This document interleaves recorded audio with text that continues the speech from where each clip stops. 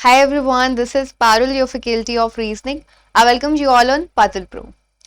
So अभी आज के सेशन में हम लोग क्या करने वाले हैं, आज का सेशन बहुत ही स्पेशल होने वाला है। जो सबसे बड़ा फियर है स्टूडेंट्स का मेंस के केस में, रीजनिंग में, मेंस की पजल्स में जो सबसे बड़ा फियर है, बिगेस्ट फियर स्टूडेंट्स का, वो एक ही टाइप है and that is blood relation based seating arrangement, right. So अभी आज के सेशन में हम लोग करने वाले हैं एक blood relation based mains level का सीटिंग अरेंजमेंट, प्रीलिम्स का नहीं, मेंस के लेवल का। एंड दैट टू, अगर आपने ये कर लिया, ये क्वेश्चन अगर आप सीख गए हैं कि किस तरीके से किया जाता है, अगर आपने इस क्वेश्चन को बहुत अच्छे से कर लिया, तो मुझे नहीं लगता कि ब्लड रिलेशन का जो जैसा पेपर में, मेंस के पेपर में क्वेश्चन पूछा जाता है, इसके बाद कोई भी क्वेश्चन आए तो आपसे गलत नहीं होगा, ठीक है। कंडीशन क्या है, आज का जो पूरा क्वेश्चन है वो आपको बहुत ही अच्छे से, बहुत ही ध्यान से, हर एक चीज को बहुत बारीकी से समझना है, ठीक है। सो आई होप कि आप सब लोग वीडियो के एंड तक बिल्कुल बने रहेंगे। तो बिना किसी डिले के लेट्स गेट स्टार्टेड, आज के सेशन को स्टार्ट करते हैं। तो आपका सबसे पहला क्वेश्चन, ये क्वेश्चन है आप सभी के सामने, ठीक है। ये क्वेश्चन है, ये पूरा क्वेश्चन है एक सिंगल शीट पर, blood relation based seating arrangement है ये, and also very very very important one mains के लिए है ये। आप सभी स्क्रीनशॉट ले लीजिए इसका।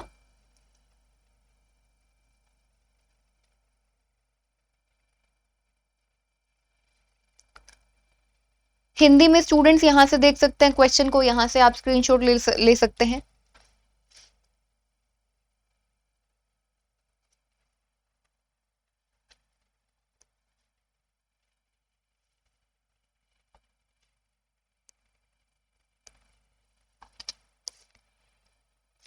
सो चलिए करते हैं स्टार्ट आज के सेशन को। So this is your question.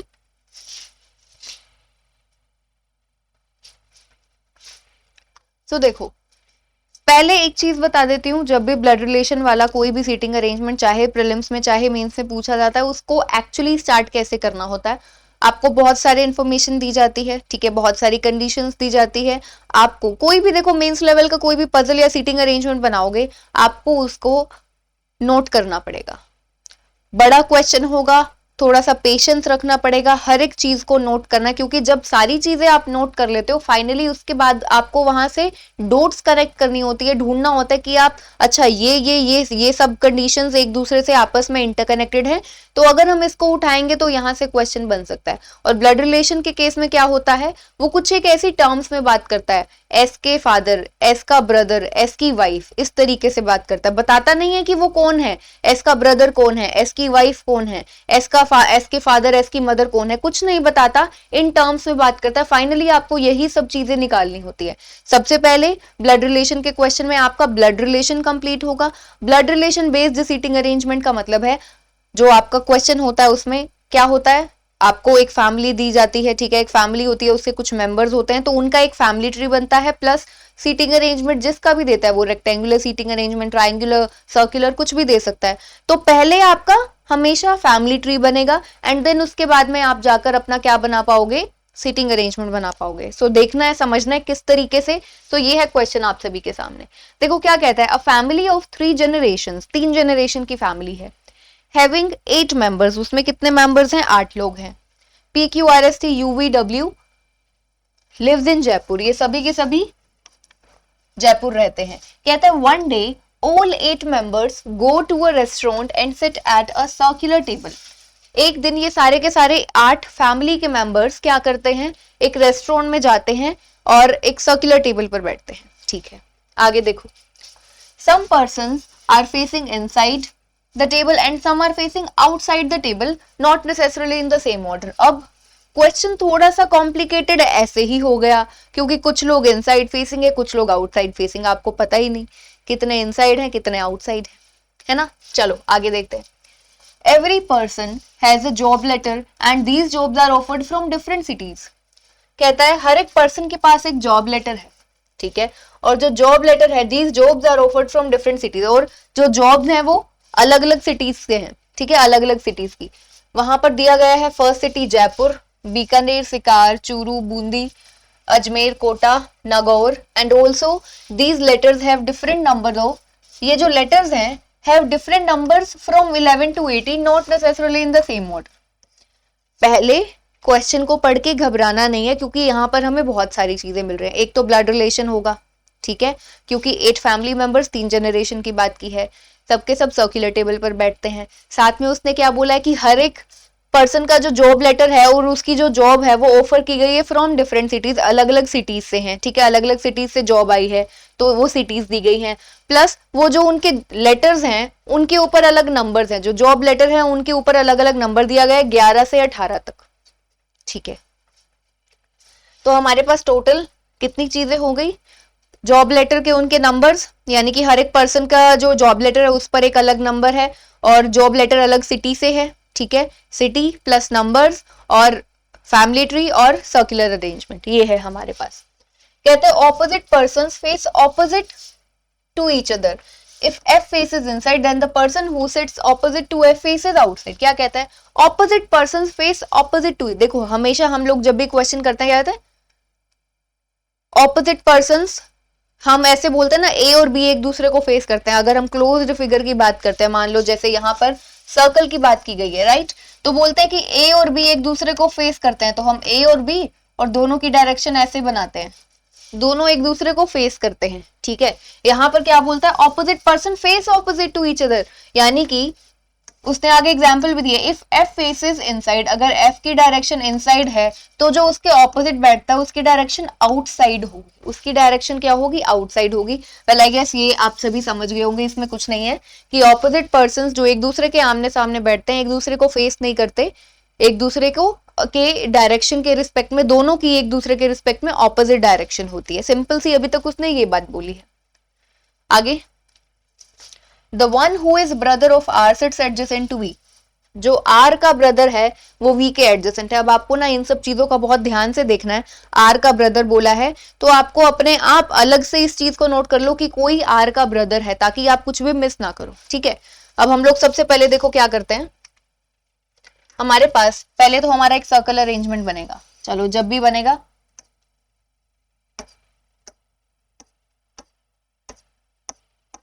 और हमको एक फैमिली ट्री बनेगी हमारी, ठीक है. क्या कहता है, आर का ब्रदर की बात की है, कोई आर का ब्रदर है, ठीक है, हमें ये पता चला. आर का ब्रदर और वी दोनों आपस में साथ बैठते हैं. आर का ब्रदर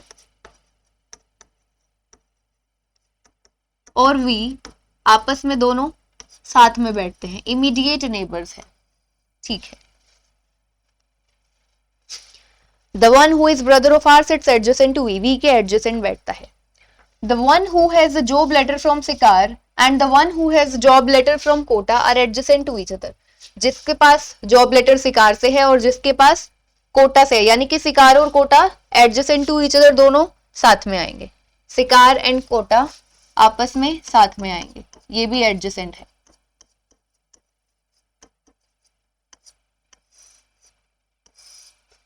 चलो आगे क्या कहता है, the one who is sister in law of R sits adjacent to the one who has the highest number on the job letter. The one who is sister in law of R, जो R की sister in law है वो adjacent बैठती है, sits adjacent to the one, किसके, who has the highest number on the job letter. Job letter पर जिसका highest number है उसके साथ में आएगी कौन, sister in law R की.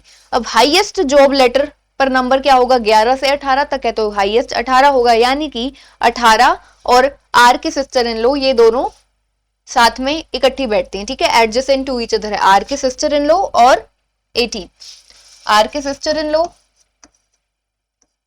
ठीक है, आर के सिस्टर इन लॉ और वी और 18, नंबर 18, ये दोनों साथ में एडजेसेंट आएंगे, ठीक है, ये हमने नोट कर लिया. अब आर के सिस्टर इन लॉ की देखो बात की गई है, तो हमें नहीं पता आर मैरिड है अनमैरिड है, क्योंकि ये इस पर डिपेंड करता है. हो सकता है आर की सिस्टर इन लॉ कैसे होगी, कैसे पता चलेगा, आर का ना तो अभी हमें ये भी नहीं पता कि वो मेल है फीमेल है ना, ये भी नहीं पता हमें. तो अभी आर के सिस्टर इन लॉ को निकालना इज थोड़ा सा डिफिकल्ट, ठीक है. हम अपनी तरफ से कुछ एज्यूम कर लें वो ना हो, क्योंकि आर के सिस्टर इन लॉ कई तरीकों से बन सकती है, ठीक है.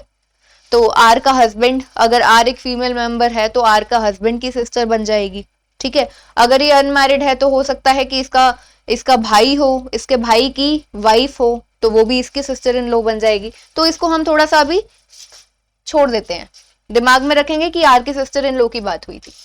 T is facing outside and on the job letter is marked 13. T is facing outside. T की डायरेक्शन हमें पता चल गई है आउटसाइड और उसकी जॉब लेटर पर 13 मार्क किया गया है। T की डायरेक्शन क्या है? आउटसाइड और 13 मार्क किया गया है T पर। T के जॉब लेटर पर 13 लिखा हुआ है। चलो आगे देखो, कहते हैं W has a job letter from Ajmer and sits second to the right of the one who has a job letter from Jaipur. W के पास जॉब लेटर है कहां से? अजमेर से, और वो कहां पर बैठता है? Sit second to the right of the one who has a job letter from Jaipur. Second right पर बैठता है जिस पर्सन के पास जॉब लेटर है कहां से? जयपुर से। जिस पर्सन के पास में जॉब लेटर जयपुर से है उसके सेकंड राइट पर W।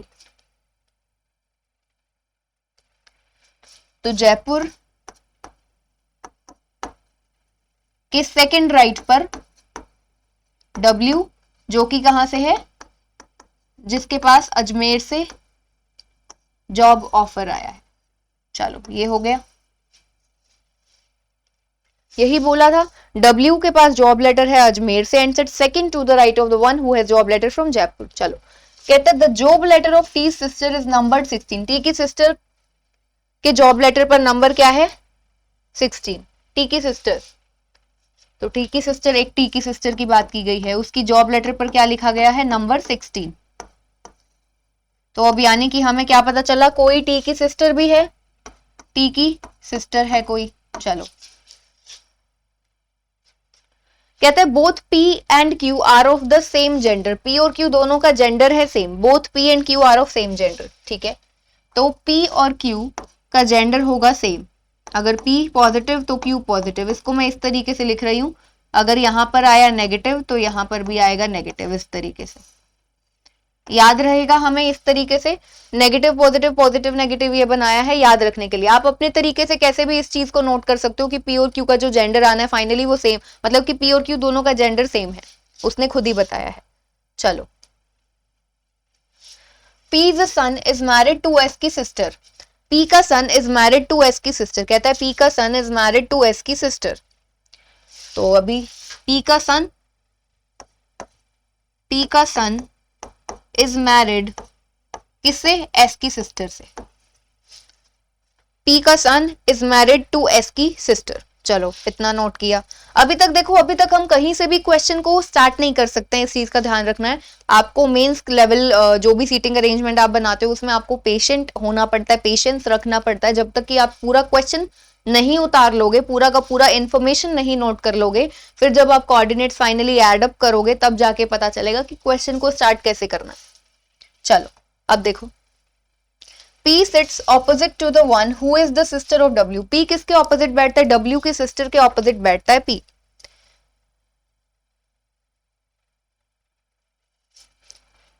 W के सिस्टर के ऑपोजिट बैठता है कौन? P।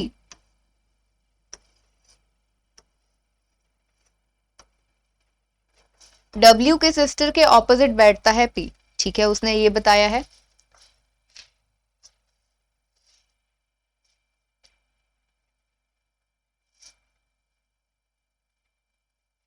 चलो अब आगे देखते हैं।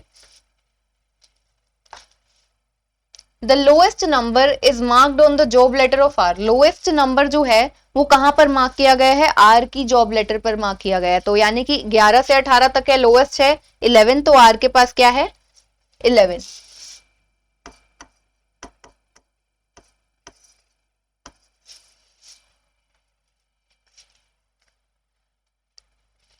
The one who has job letter from Churu sits opposite to the one who has job letter as 14 marked on it. Churu के ऑपोजिट कौन बैठता है? जिसकी जॉब लेटर पर 14 मार्क किया गया। चूरू के opposite 14।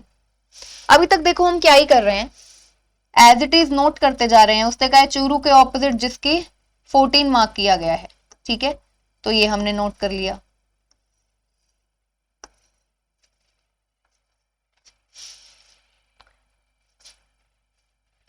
T's sister sits immediate left of her।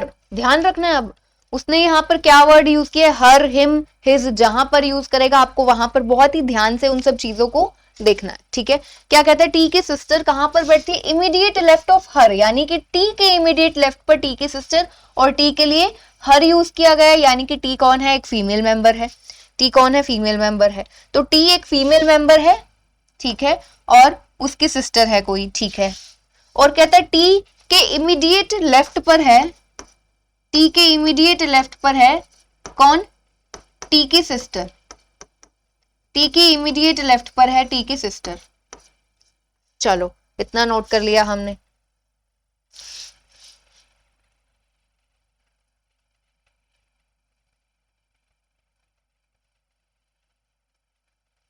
अभी एक और चीज देखो, ऊपर W की सिस्टर की बात की गई थी, तो कोई W की सिस्टर भी आएगी, W की कोई सिस्टर भी आएगी। T की सिस्टर की बात की गई है, W की सिस्टर की बात की गई है। चलो आगे देखते हैं।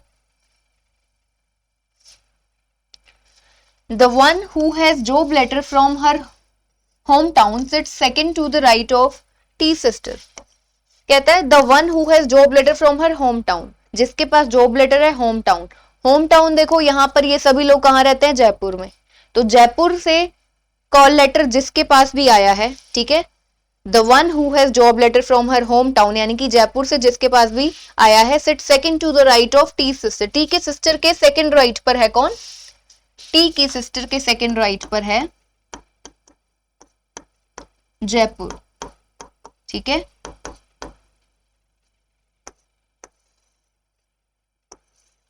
टी की सिस्टर के सेकंड राइट पर हमने किसे नोट कर लिया है, जयपुर को नोट कर लिया है, ठीक है। चलो आगे देखते हैं। P's wife has 14 marked on the job letter. P की वाइफ की जॉब लेटर पर 14 मार्क किया गया है। P की वाइफ 14 मार्क किया गया है, देखो कहां पर, चूरू के ऑपोजिट, यानी कि चूरू से जिसके पास भी जॉब लेटर है उसके ऑपोजिट कौन आ जाएगी, P की वाइफ आ जाएगी, P की वाइफ, ठीक है, P की वाइफ। तो अब P की वाइफ की बात की गई है, तो इसका मतलब ये होगा, पी की वाइफ की बात की गई है, पी के बेटे की बात की गई है, उसकी वाइफ और उसकी सिस्टर, और एस की सिस्टर है ये पी की वाइफ, ये बोला गया है। पी के सन की वाइफ जो है वो एस की सिस्टर है, ये बोला गया था पहले हमें। चलो इतना हमने कर लिया है, आगे देखते हैं।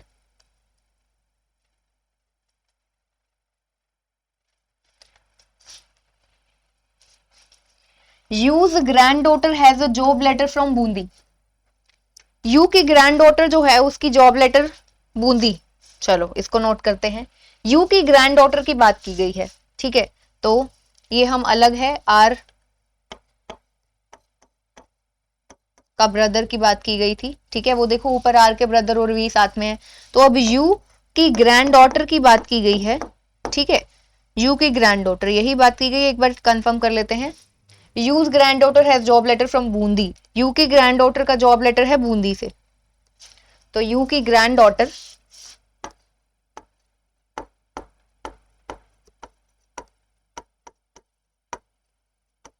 बूंदी। चलो ये क्वेश्चन यहां तक पहुंचा है, अभी आगे देखते हैं। कहते हैं the one who has job letter from Nagaur sit second to the left of U's husband, U का जो हस्बैंड है उसके सेकंड लेफ्ट पर नागौर। कहते हैं the one who has job letter from Nagaur, जिसका जॉब लेटर नागौर से है वो कहां पर बैठता है,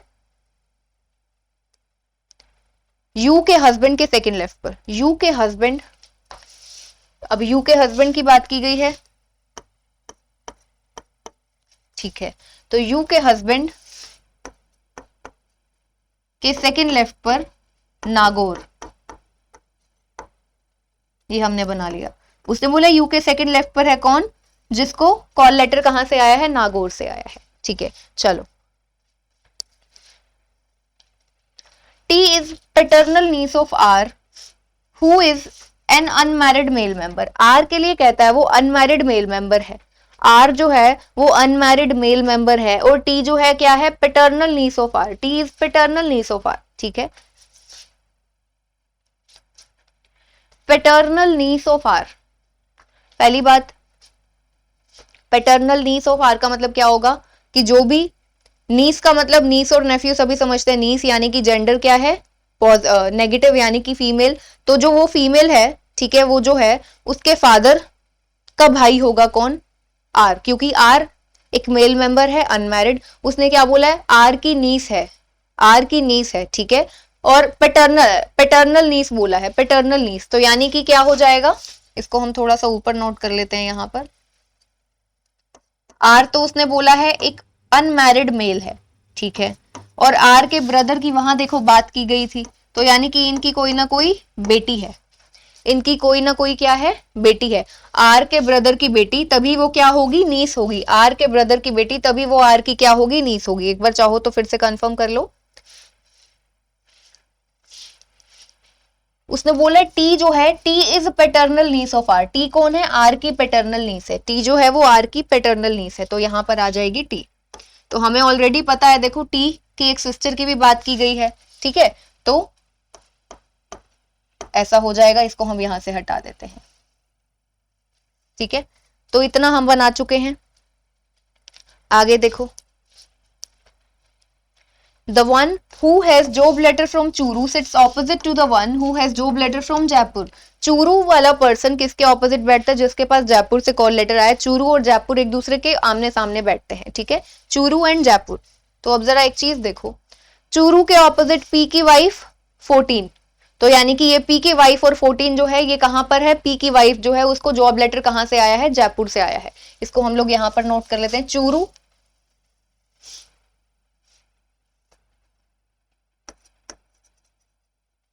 के ऑपोजिट जयपुर, और ये जो जयपुर है, पी की वाइफ को लेटर आया है जयपुर से, और वहां पर मार्क क्या है? 14 मार्क है, तो इसको हटा देते हैं।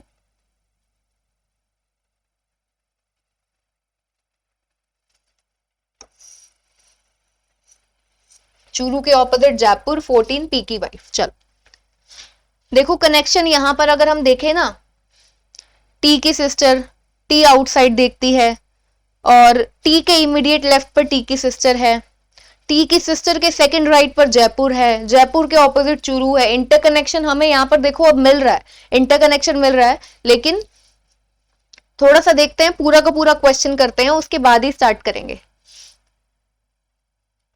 आगे देखते हैं, क्योंकि थोड़ा सा एक क्वेश्चन रह गया। कहता है P does not have a daughter. P की कोई भी डॉटर नहीं है, P does not have a daughter, P की कोई डॉटर नहीं है, पी के सन ही है, ठीक है। तो पी की कोई डॉटर नहीं है, पी का ये सन है, ठीक है, पी की कोई डॉटर नहीं है, पी की कोई डॉटर नहीं है, इसको हम लोग दिमाग में रखेंगे, ठीक है।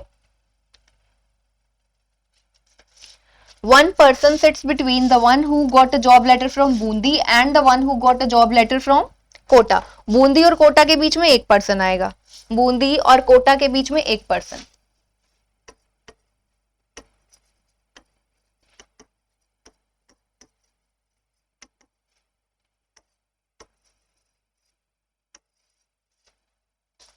तो बूंदी और कोटा के बीच में एक ही पर्सन आएगा।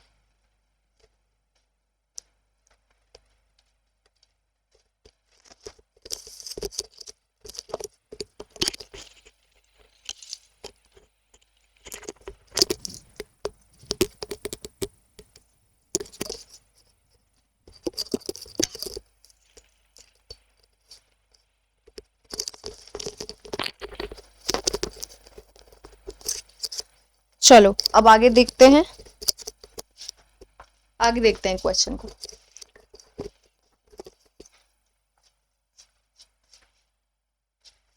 कहता है V's husband sits immediate right of the one who has a job letter from Kota. V का जो हस्बैंड है इमीडिएट राइट पर बैठता है the one who has a job letter from Kota. Kota के इमीडिएट राइट पर वी का हस्बैंड, कोटा के इमीडिएट राइट पर वी का हस्बैंड।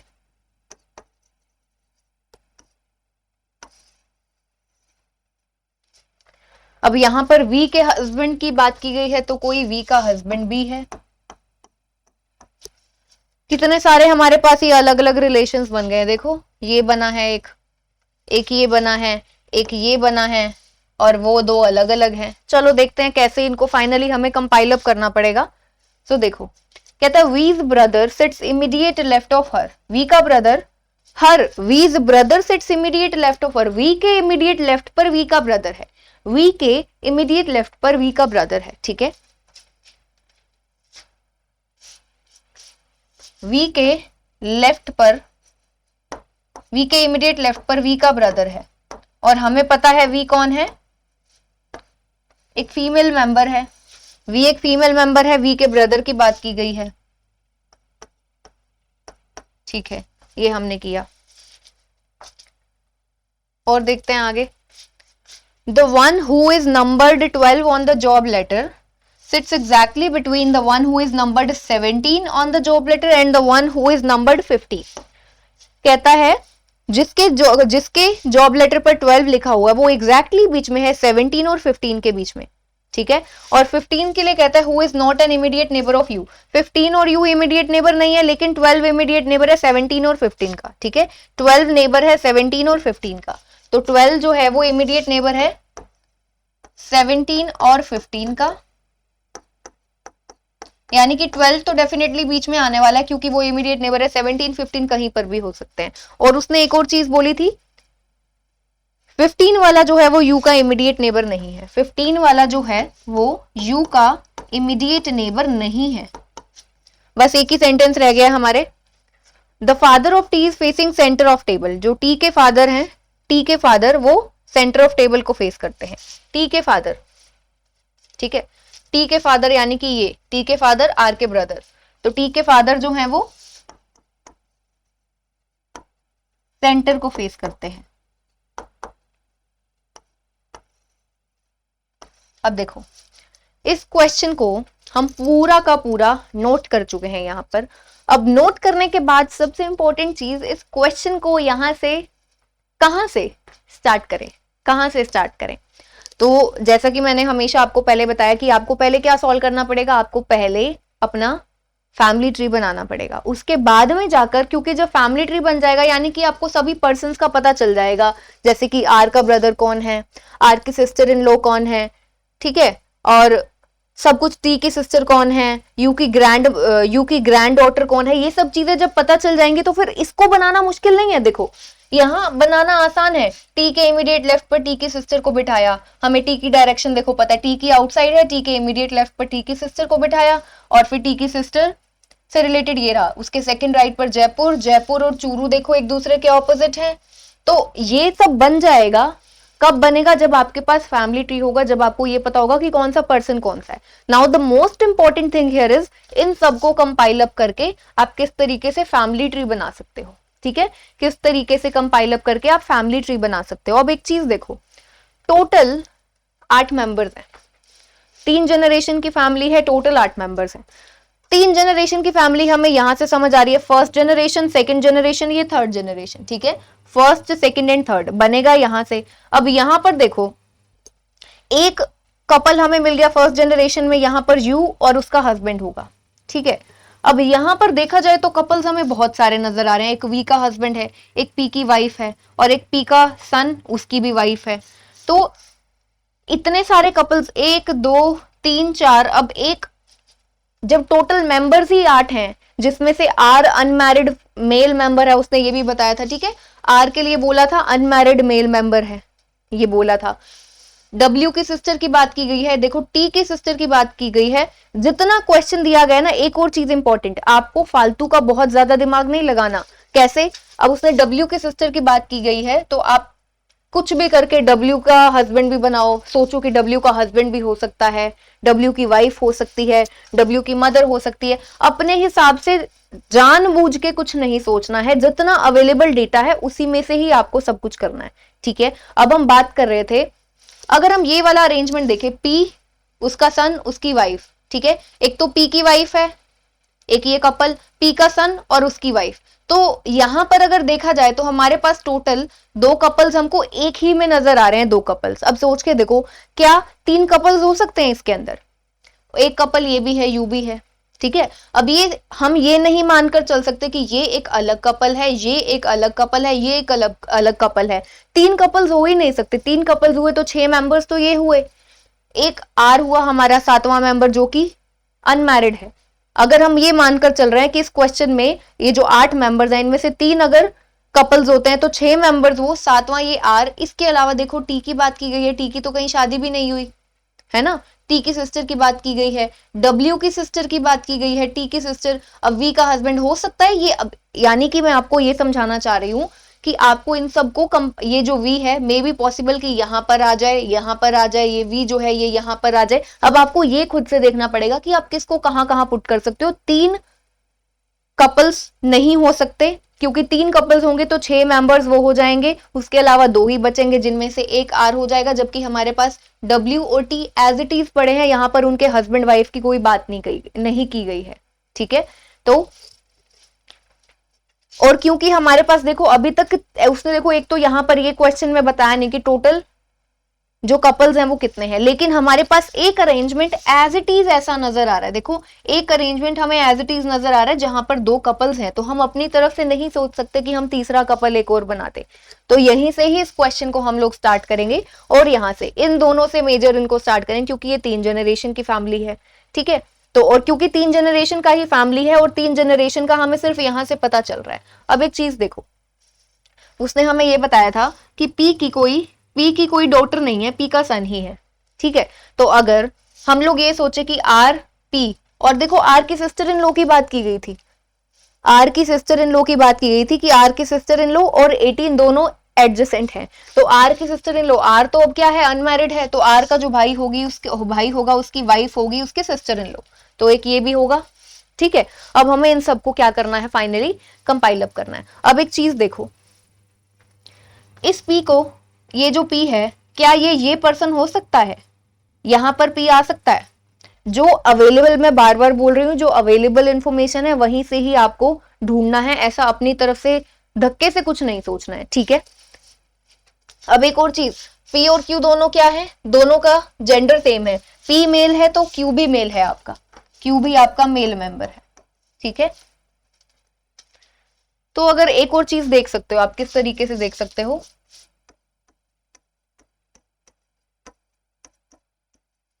ये है टोटल 8 मेंबर्स। ठीक है, इनमें से पी है मेल, क्यू है मेल, देखो P male, Q male, R वहां से देखो मेल। ठीक है, फीमेल वी है फीमेल मेंबर, एक आपकी टी है फीमेल मेंबर। ठीक है, यू भी देखो यहां से यू फीमेल मेंबर। अब बचते हैं आपके एस और डब्ल्यू, जिनके बारे में नहीं पता, डब्ल्यू की सिस्टर की बात की गई है और एस की सिस्टर की बात की गई है। चलो अब जरा देखो, अब हम बात कर रहे थे इस पी को हम यहां पर तो प्लेस कर नहीं सकते, आर का भाई पी नहीं हो सकता क्योंकि पी की कोई भी डॉटर नहीं है, ये उसने कहा था और मैंने आपको कहा था इसको दिमाग में रखना। पी की कोई डॉटर नहीं है, पी का सिर्फ सन है जैसे यहां पर दिख रहा है, तो पी की कोई डॉटर तो हो नहीं सकती, यहां पर तो 2 डॉटर्स हैं, तो पी आपका यहां पर नहीं आ सकता, पी मेल मेंबर यहां पर नहीं आ सकता, इस कपल में फिट नहीं करता। तो पी आपका कहां पर फिट कर सकता है, यहां पर तो कर सकता है। अब आपको वही मैं बार बार बोल रही हूं, आपको अवेलेबल चीजों से क्या करना है, कनेक्ट करना है। ठीक है, तो पी आपका यहां पर आ सकता है, पी जो है आपका यहां पर आ सकता है। ठीक है, अब आप सोच रहे होंगे कि वी अगर यहां पर है, वी का हस्बैंड भी तो पी हो सकता है। चलो अगर हम वी का हस्बैंड पी बनाते हैं तो इससे आगे हम फर्दर कैसे जाएंगे, अगर मान लो हम वी का हस्बैंड हम यहां पर पी बनाते हैं, ठीक है, और पी से हम फिर आगे फर्दर ये बनाते हैं, यहां पर डब्ल्यू की सिस्टर की बात की गई है। देखो मैं आपको ये बताना चाह रही हूं, अगर हम यहां पर वी बनाते हैं, ठीक है, कि पी की वाइफ कौन है, वी है, और फिर उसका, तो हमारा जो ये है ये यहां तक लिमिटेड रह जाएगा। हमारी टोटल 3 जनरेशन है ना, टोटल हमारी 3 जनरेशन है, तो अगर हम यहां पर वी बना देंगे ना तो इसके बाद में आगे फर्दर आप क्वेश्चन को सॉल्व कर नहीं पाओगे, क्योंकि वी से रिलेटेड और कुछ भी कनेक्शन यहां पर हमें नहीं नजर आ रहा किसी और के साथ भी। ठीक है, अगर हम यहां पर देखो वी को बनाएंगे तो हमारा क्वेश्चन ना यहां तक ही रह जाएगा, जबकि यहां पर अगर हम पी को इसका हस्बैंड बनाते हैं ना, पी को इसका हस्बैंड बनाते हैं तो हमारे पास, क्योंकि देखो मैंने आपको पहले ही बताया कि पॉसिबल है 2 कपल्स होंगे, 3 कपल्स नहीं हो सकते, क्योंकि 6 मेंबर्स वो हो जाएंगे, आर हमारा एक अनमैरिड पर्सन, और उसके अलावा टी और डब्ल्यू दिया गया है, यहाँ पर टी और डब्ल्यू दिया गया है, जो कि दिखाया ही नहीं गया कि वो मैरिड है, तो उनको हम धक्के से मैरिड नहीं बना सकते। ठीक है, तो यहां पर 2 ही कपल्स होंगे, तो वो यहां से देखना पड़ेगा हमको।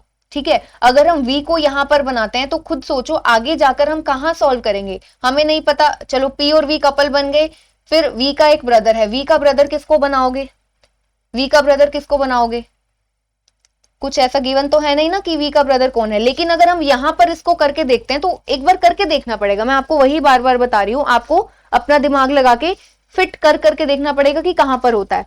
अगर हम v को यहां पर फिट करेंगे तो आप बेशक सॉल्व करके देख लो, ये नहीं होगा। तो हम लोग क्या कर रहे हैं, यहां पर ये बना रहे हैं। p जो है वो हस्बैंड है किसका, u का, p u का हस्बैंड है। तो अब हमें पता है p और u की फिर क्या होगा, ये सन होगा, p और u का सन होगा। अब हमें पता है हम p से सीधा चल रहे हैं और उसका जो सन है, p का सन, देखो p का सन उसकी वाइफ, p का सन उसकी वाइफ, और उसका यहां पर s के साथ में ये रिलेशन है। इसको अब हम पूरा हटा देते हैं, यहां पर आ चुका है आपका s। ठीक है। अब ये मेरा करने के पीछे का रीजन कि u और p को बनाया, अब यहां पर हमें ना पूरी 3 जनरेशन की फैमिली मिल गई, 2 कपल्स यहां पर कंप्लीट हो गए। कितने पर्सन हुए, 1 2 3 4 5 6 पर्सन हो चुके हैं, 2 ही रहते हैं। अब हम यहां से देखते हैं, ठीक है, अब हम इसको यहां से देखते हैं। अब एक चीज देखो, अब हमारे इन 3 जनरेशन की फैमिली में टोटल 2 ही कपल्स हैं, 2 ही कपल्स हैं। ये एक आर पॉजिटिव है, ठीक है, और उसका भाई मैरिड है, ठीक है, आर पॉजिटिव का भाई मैरिड है, और यहां से वी नेगेटिव है, ये मैरिड है। तो हो ना हो यही कपल फॉर्म करते हैं, क्योंकि हमारे पास पूरे में सिर्फ 2 ही कपल्स बन रहे हैं, ठीक है, 2 कपल्स बन रहे हैं।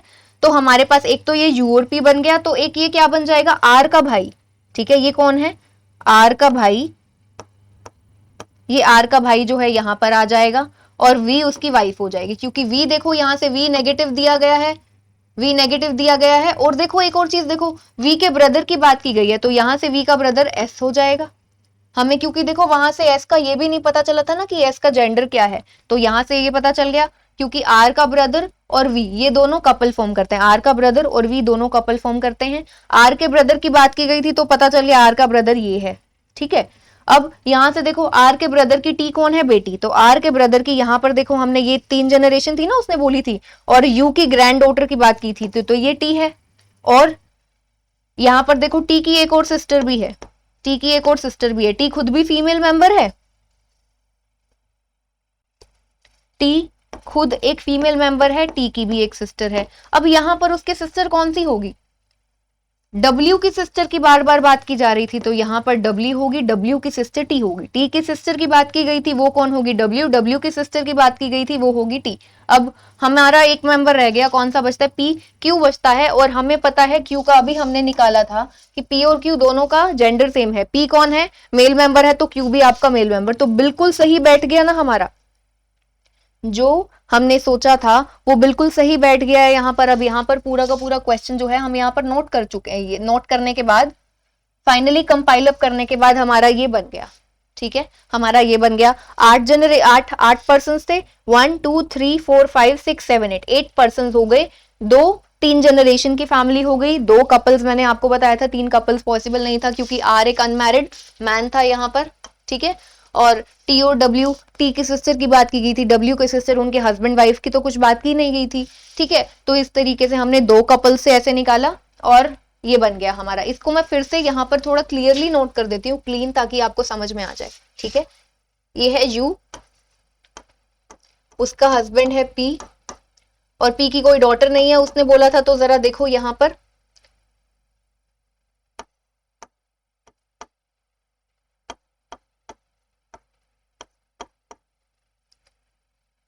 एज इट इज नोट कर रही हूं मैं इसको यहाँ पर।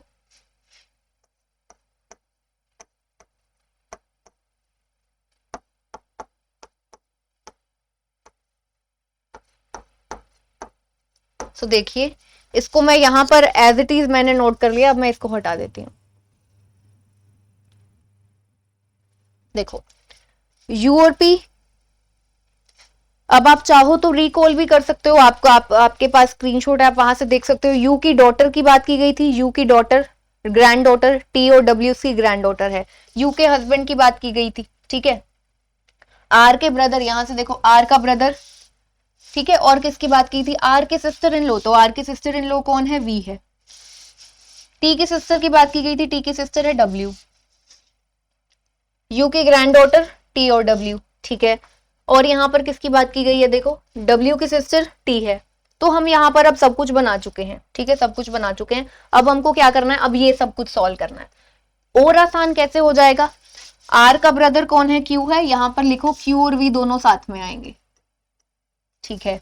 सिकार और कोटा साथ में, आर की सिस्टर इन लो का मतलब कौन है, वी, तो वी और 18 दोनों साथ में आएंगे, वी और 18 साथ में आएंगे।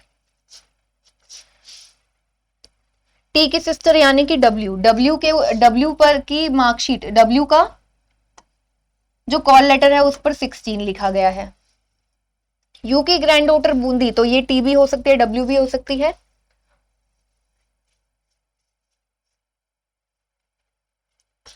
डब्ल्यू अजमेर से है उसने बोला, जयपुर के सेकंड राइट पर डब्ल्यू अजमेर है, तो दैट मीन्स यू की ग्रैंड डॉटर डब्ल्यू और टी दोनों है, तो टी जो है वो बूंदी से है। तो यू की ग्रैंड डॉटर कौन सी है, बूंदी से, टी। तो यहां पर देखो ये हो गया। वी के इमीडिएट लेफ्ट पर वी का ब्रदर, वी का ब्रदर कौन है, देखो वी का ब्रदर है एस, तो वी के इमीडिएट लेफ्ट पर वी का ब्रदर कौन आ जाएगा, एस, ठीक है। डब्ल्यू की सिस्टर पी के सामने, डब्ल्यू की सिस्टर टी, यानी कि डब्ल्यू की सिस्टर टी, टी और पी आपस में आमने सामने होंगे। टी की सिस्टर के सेकंड राइट पर जयपुर, टी की सिस्टर यानी कि डब्ल्यू, तो यहां पर डब्ल्यू के सेकंड राइट पर जयपुर। यू का हस्बैंड, यू का हस्बैंड कौन है, यू का हस्बैंड है पी, तो पी के सेकंड लेफ्ट पर नागौर, पी के सेकंड लेफ्ट पर नागौर। टी के फादर सेंटर फेसिंग, टी के फादर कौन है, क्यू, तो क्यू जो है वो सेंटर को फेस करते हैं। सो अभी हम लगभग कोटा के इमीडिएट राइट पर वी का हस्बैंड, वी का हस्बैंड मींस क्यू, तो कोटा के इमीडिएट राइट पर क्यू। लगभग अब हम पूरा का पूरा सब कुछ नोट कर चुके हैं, अब हमें बनाना है। देखते हैं कि कहां से स्टार्ट कर सकते हैं। टी के सामने पी और टी आउटसाइड डायरेक्शन को फेस करता है, ठीक है, तो टी आपका यहां पर आया, आउटसाइड डायरेक्शन को फेस करता है, तो उसके सामने वाला पर्सन क्या होगा, इनसाइड करेगा। उसने बोला है, स्टार्टिंग में ही क्वेश्चन में बताया था, दो लोग जो आमने सामने हैं वो एक दूसरे के ऑपोजिट डायरेक्शन को फेस करता है। टी अगर आउटसाइड है तो ये इसके ऑपोजिट, टी के ऑपोजिट कौन है, पी, वो हो जाएगा इनसाइड, ठीक है। टी के इमीडिएट लेफ्ट पर टी की सिस्टर, टी की सिस्टर कौन है, डब्ल्यू, तो टी के इमीडिएट लेफ्ट पर टी की सिस्टर डब्ल्यू, डब्ल्यू के लिए बोला है अजमेर से है वो,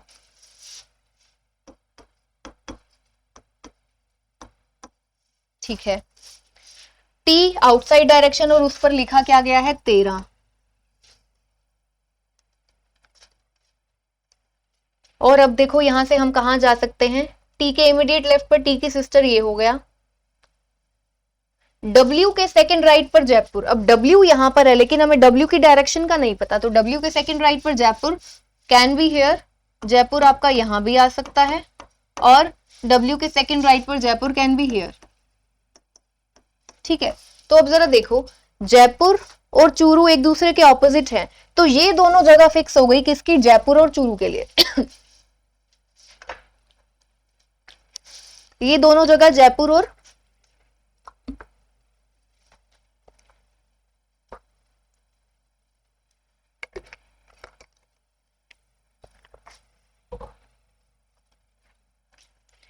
ये दोनों जगह जयपुर और चूरू के लिए हो गई है फिक्स, ठीक है। अब और हम क्या कर सकते हैं, देखो पी के सेकंड लेफ्ट पर नागौर, पी के सेकंड लेफ्ट पर नागौर, पी की डायरेक्शन हमें पता है, पी के सेकंड लेफ्ट पर यहां पर कौन आ गया, नागौर, यानी कि जिस पर्सन को नागौर से कॉल लेटर आया है। टी हमें पता है, टी के लिए क्या है, बूंदी, टी को कहां से आया है, बूंदी से, तो बूंदी यहां पर, टी को कॉल लेटर आया है बूंदी से। बूंदी और कोटा के बीच में एक पर्सन है, तो बूंदी यहां पर, एक छोड़कर यहां पर नागौर, तो एक छोड़कर कोटा यहां पर आ जाएगा, ठीक है, इतना हुआ।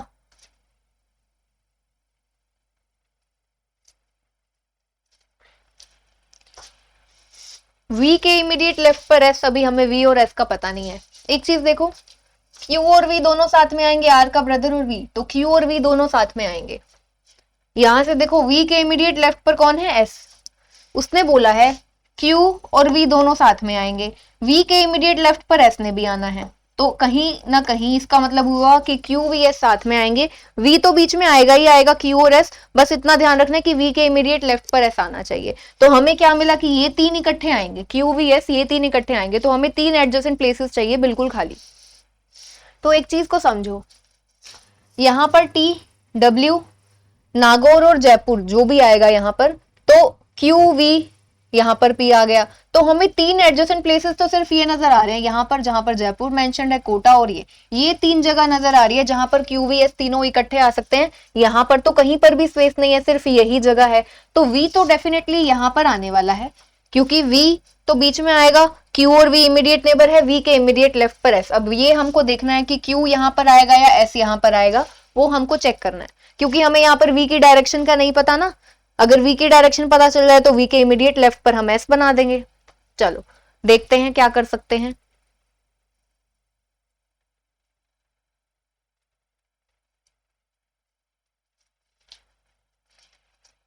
देखो सिकार और कोटा साथ में है, सिकार और कोटा, कोटा यहाँ पर है, कोटा आपका यहाँ पर है, यहाँ पर जयपुर और चूरू में से कोई ना कोई आएगा, चाहे जयपुर ना आए तो चूरू आ जाएगा, तो सिकार तो डेफिनेटली यहाँ पर आने वाला है। ठीक है, तो हमने इसको बना लिया, हटा देते हैं उसे, क्यू वी को हम नीचे नोट कर चुके हैं, यहां से हटा देते हैं, सिकार कोटा भी, वी और 18 साथ में आएगा। अब वी यहाँ पर है तो 18 आपका देखो यहां भी आ सकता है, 18 आपका यहां भी आ सकता है। देखते हैं कि कहां पर आएगा। आर को 11 नंबर दिया गया, टी आउटसाइड 13, इसको भी हम नोट कर चुके हैं। जयपुर के सेकंड राइट पर अजमेर, एक्चुअली ये हमने क्या किया है, जयपुर के सेकंड राइट पर अजमेर है, और हमने क्या किया है, अजमेर के सेकंड राइट पर जयपुर समझा है, अजमेर के सेकंड राइट पर हमने जयपुर समझा है ना, ऐसा कुछ गिवन है। हाँ हाँ हाँ, देखो यहाँ पर दो चीजें, W के सेकंड राइट पे जयपुर, जयपुर के सेकंड राइट पर W अजमेर, ये दोनों चीजें गिवन है। ठीक है, ये दोनों एक दूसरे के रिस्पेक्ट में सेकंड राइट पर है, जयपुर के सेकंड राइट पर अजमेर आएगा और W के सेकंड राइट पर जयपुर आएगा। ठीक है, ऐसा ऐसा गिवन है यहाँ पर। अब दोनों हमें यहाँ पर ना इसकी डायरेक्शन पता, ना इसकी, तो अभी कुछ कर नहीं सकते, आगे देखते हैं। टी के इमीडिएट लेफ्ट पर टी की सिस्टर W आ चुकी है, इसको हटा देते हैं। W का नंबर 16, W 16 यहां पर आ गया। P और Q हम दोनों नोट कर चुके हैं, दोनों मेल मेंबर्स हैं। W के सेकंड राइट पर जयपुर, T बूंदी, इसे भी हटा देते हैं। P के सेकंड लेफ्ट पर नागौर, इसे भी बना चुके हैं। चूरू के सामने जयपुर, ये हमने नोट किया हुआ कहां पर, कोटा के इमीडिएट राइट पर क्यू आएगा। अब कोटा यहाँ पर है, ठीक है, ये तो देखो हम भी यही ढूंढ रहे हैं ना, क्यू वी एस आना है, तो वी के इमीडिएट राइट पर क्यू बनाना है और वी के इमीडिएट लेफ्ट पर हमने एस को बनाना है। ठीक है, देखते हैं कहां पर आएगा। अब क्वेश्चन कहां से, हमारी सिर्फ एक ही रह गई, देखो एक ही इंफॉर्मेशन रह गई है, 17, 12 और 15 वाली, बाकी हम सभी यहाँ पर देख चुके हैं। ठीक है, अब हमें क्या चाहिए, इन तीनों को इकट्ठा आना है, इन तीनों नंबर्स को, 17, 12, 15, 12 आएगा बीच में, यहाँ पर 17 या 15 में से कोई भी आ सकता है, यहाँ भी 17 और 15 में से कोई भी आ सकता है। अब जरा देखो, तीन एडजेसेंट प्लेसेस चाहिए हमें, 13, 16, ठीक है, तो ये तीन प्लेसेस हो नहीं सकते, यहाँ पर जयपुर या चूरू में से जो भी आएगा, तो हमें पता है कि इनकी यहाँ पर क्या आएगा, ऑपोजिट में क्या आ जाएगा, यहाँ पर देखो ये 14 आ जाएगा ना, 14 आ जाएगा यहाँ पर या यहाँ पर। हमें चाहिए 17, 12 और 15। ठीक है, अब एक और चीज देखो, यहाँ पर इसको हम सॉल्व करेंगे 18 से, या तो 18 आएगा यहाँ पर, या तो आएगा 18 यहाँ पर। अब एक चीज देखो, अगर हम 18 को यहाँ पर फिक्स कर देते हैं, ठीक है, 18 को यहाँ पर फिक्स कर देते हैं, तो हमारे पास ये तीन 17, 12 और 15 ये एज इट इज हमारे पास आएगा ही नहीं, ये हमारे पास आएगा ही, मतलब हमारे पास प्लेस नहीं बचेगा इसको प्लेस करने के लिए। ठीक है, अगर हम 18 को यहाँ पर प्लेस करते हैं, ठीक है, अगर हम 18 को इस जगह पर प्लेस करते हैं, तो हमारे पास तीन एडजेसेंट प्लेसेस नहीं बचते हैं। ठीक है, तीन एडजेसेंट प्लेसेस जो हैं वो हमारे नहीं बनते हैं, तो हमारे पास तीन एडजेसेंट प्लेसेस कौन से बनते हैं, 18 यहां पर आएगा तो ये बन जाएंगे, ये वाले बन जाएंगे। फिर से एक बार ना कंफर्म करते हैं, यहाँ पर कुछ हम मिस तो नहीं कर रहे, एक बार कंफर्म कर लेते हैं।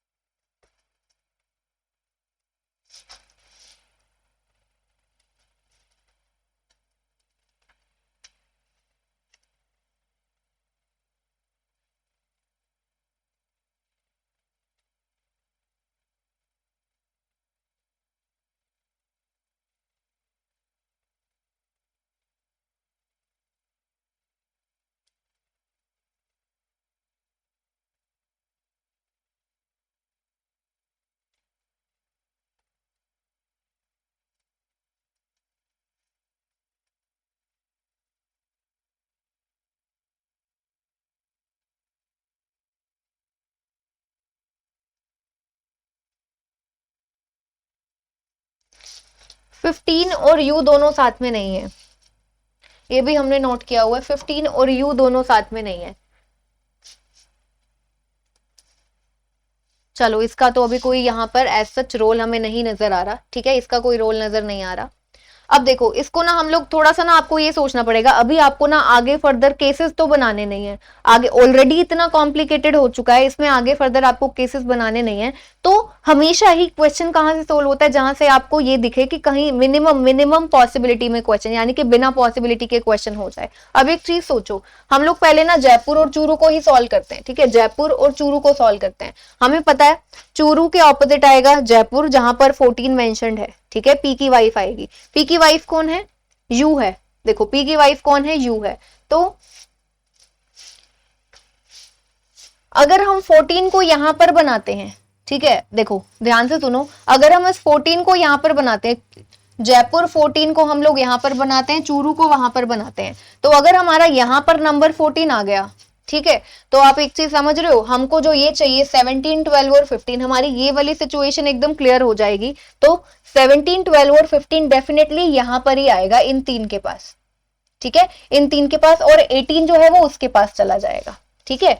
हम लोग जो ये कंफ्यूज हो रहे हैं ना कि वी के इधर 18 आना चाहिए कि उधर 18 आना चाहिए, अगर हम 18 को इधर रखते हैं, ठीक है, अगर हम 18 को इधर रखते हैं, ठीक है, एक और चीज समझो, अगर हम 18 को इधर रखते हैं तो आपका 14 तो यहां पर चला जाएगा, जयपुर यहां पर, ठीक है, 14 यहां पर चला जाएगा, यहां पर आपका चूरू आ जाएगा। उसके हिसाब से अगर हम देखें तो हमारा क्वेश्चन एक्चुअली सॉल्व नहीं हो पाएगा, ठीक है, नहीं हो पाएगा, क्योंकि जयपुर के सेकंड राइट पर अजमेर चाहिए, जयपुर तो इसकी डायरेक्शन आप बनाओगे इनसाइड, और फिर अजमेर, हाँ ऐसे नहीं होगा, ठीक है। यहां पर एक चीज को समझो, 18 को यहां पर बनाओगे तो हमारे पास इन तीन के लिए 17, 12 और 15 के लिए जगह नहीं बचेगी, तो 18 आपको यहां पर बनाना है, ठीक है, 18 आपको यहां पर बनाना है, 14 आपको यहां पर बनाना है, जयपुर 14, पी की वाइफ कौन है, यू, यहां पर आएगी, ठीक है, और वहां पर आपका क्या आ जाएगा, 18 वाली जगह पर चूरू।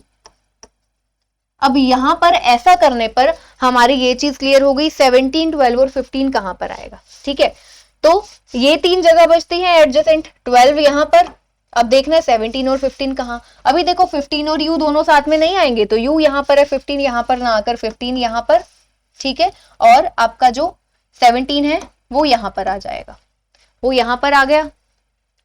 अब देखो अब हमारा लगभग क्वेश्चन जो है वो हो गया, लगभग क्वेश्चन जो है हमारा यहां पर हो चुका है। क्या बचता है, v यहां पर है ना, तो अब हमको क्या देखना है, Q और S का देखना है, ठीक है, Q और S का देखना है। अब जयपुर यहां पर है तो हमें पता है जयपुर के सेकंड राइट पर अजमेर है, तो जयपुर के सेकंड राइट पर, जयपुर की डायरेक्शन ये होगी आउटसाइड, तो ये हो जाएगी इनसाइड, ठीक है। तो जयपुर के सेकंड राइट पर अजमेर, और अजमेर के उसने बोला था ना W के सेकंड राइट पर जयपुर, W के सेकंड राइट पर जयपुर, यानी कि ये ऐसा हुआ, उसके सेकंड राइट पर जयपुर, तो इसके ऑपोजिट ये इनसाइड है, ये हो जाएगा आपका आउटसाइड, ठीक है, ये हो जाएगा आउटसाइड। अब हमें पता है, अब हमको क्या बनाना है, QVS, V यहां पर है, Q और S का देखना है, तो Q तो सेंटर फेसिंग है, ये आ गया आउटसाइड, V के साथ में अब इधर Q नहीं बना सकते क्योंकि Q इनसाइड फेसिंग है, तो Q आपका यहां पर आएगा, S आपका यहां पर आ जाएगा। अब V के इमीडिएट राइट पर होना चाहिए Q और इमीडिएट लेफ्ट पर S होना चाहिए, ठीक है, V के इमीडिएट लेफ्ट पर क्यों कौन होना चाहिए, S, और राइट पर Q, तो ये हमारा बन गया, क्योंकि V के इमीडिएट लेफ्ट पर S चाहिए था। तो अब जरा देखो, इसकी डायरेक्शन हुई इनसाइड, इसकी डायरेक्शन हुई इनसाइड, तो इसकी क्या हो जाएगी, आउटसाइड हो जाएगी, आउटसाइड हो जाएगी। अब जरा देखो V और 18 हमारा बन चुका है, जयपुर के सेकंड राइट पर W अजमेर, W के सेकंड राइट पर जयपुर, चूरू के ऑपोजिट ये भी हो गया है, Q भी हमारा यहाँ पर आ चुका है पॉजिटिव, कोटा के इमीडिएट राइट पर Q, ये भी बिल्कुल सही हो गया, देखो कोटा के इमीडिएट राइट पर Q आ चुका है आपका। 17, 12 एंड 15 ये भी हमारा बन चुका है, Q सेंटर फेसिंग, 15 और U दोनों साथ में आएंगे, ये भी हो गया। सो अभी देखो हमारा यहाँ पर पूरा क्वेश्चन हो गया, क्या बचता है हमारा, ये रहता है R11, R और 11, तो अब R11 कहां पर आएगा, 14, 17, 12, 15, 18, 13, 16 हमारा R11 यहाँ के लिए बचता है, यहाँ पर आ जाएगा। सो अभी देखो क्वेश्चन जो है वो कंप्लीटेड है, पूरा का पूरा जो क्वेश्चन है ना वो यहाँ पर कंप्लीटेड है।